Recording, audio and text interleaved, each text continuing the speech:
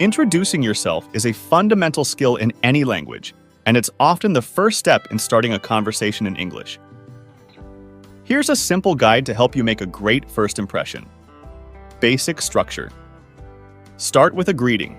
Example, hello or hi. State your name.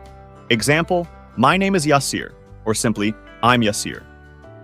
Add some personal information. Optional, your origin. I'm from Karachi.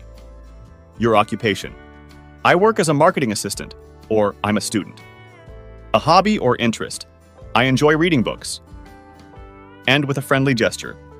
Example, nice to meet you, or it's great to be here. Examples.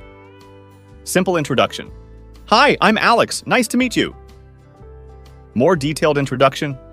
Hello, my name is Maria. I'm from Karachi and I work as a graphic designer.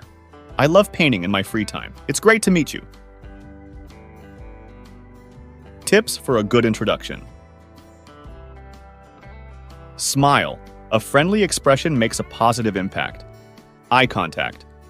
If culturally appropriate, eye contact shows confidence and interest.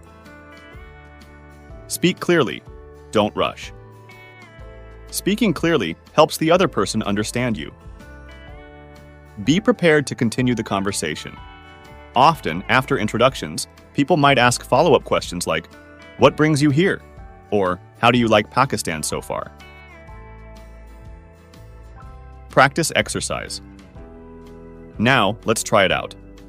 Write a short introduction about yourself. Remember to include a greeting, your name, a little bit about yourself, and a closing phrase.